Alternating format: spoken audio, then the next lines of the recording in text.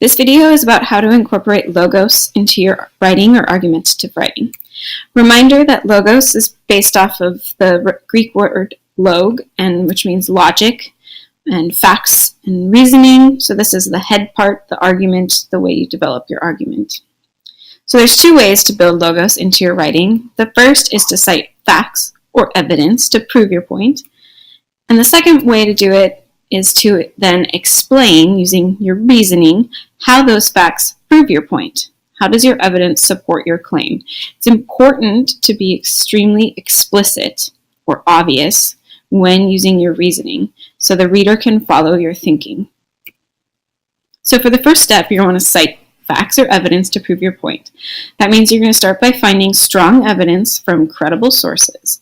And what are examples of strong evidence? Those might be things like facts, statistics, quotes or statements from experts. So if you're writing about mental health and you include a quote from a psychologist, that would be an expert, and their opinion would be a strong piece of evidence.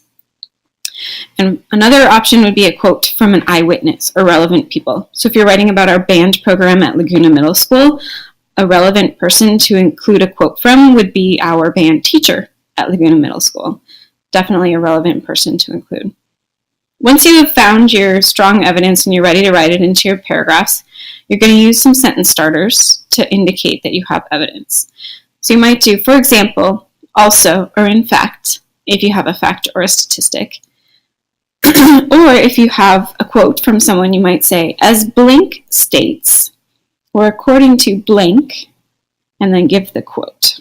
And that's a kind of a way to incorporate who's saying it as well as what they say.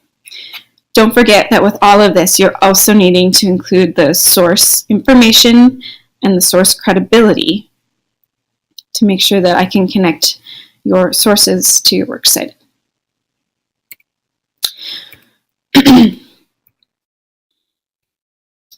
Once you give your evidence, you're going to want to explain how the facts or that evidence proves your point or supports your claim.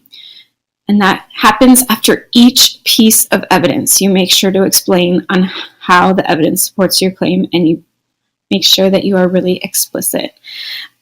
So here are some really great sentence starters you can use. All of these were taken from the student example paper, so you can look at that for more ideas. But all of these just indicate to the reader that you're explaining the evidence.